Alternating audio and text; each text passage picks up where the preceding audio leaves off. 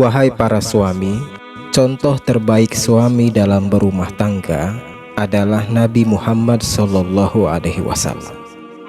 Nabi SAW satu kali pun dalam hidupnya beliau tidak pernah memukul istri.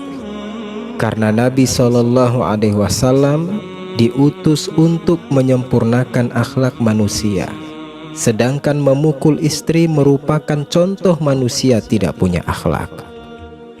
Pernah suatu ketika istri Nabi SAW cemburu buta. Ya, yang cemburu buta adalah Bunda Aisyah istri Nabi.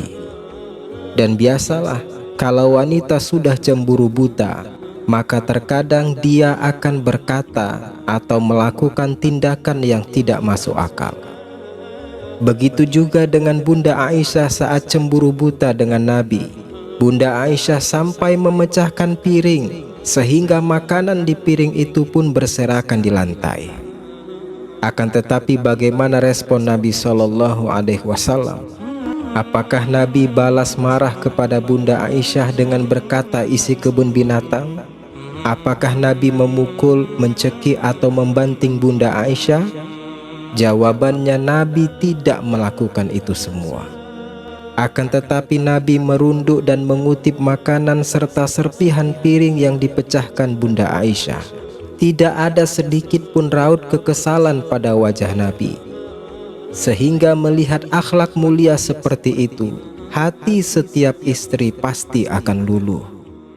Selama suami jujur, suami tidak bermain api, maka hati istri manapun pasti akan menyesal, meminta maaf, dan luluh akan ketulusan akhlak suami yang membuktikan kejujuran dirinya.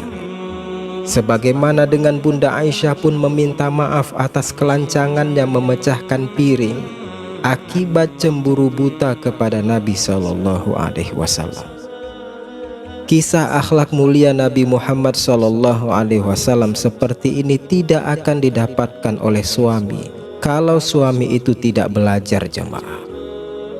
Sehingga istri jangan dipukul. Jika memang suami merasa tidak mampu lagi membersamai istri yang cemburuan, maka kembalikan baik-baik pada orang tuanya. Ini lebih mulia dibandingkan suami memukul istri.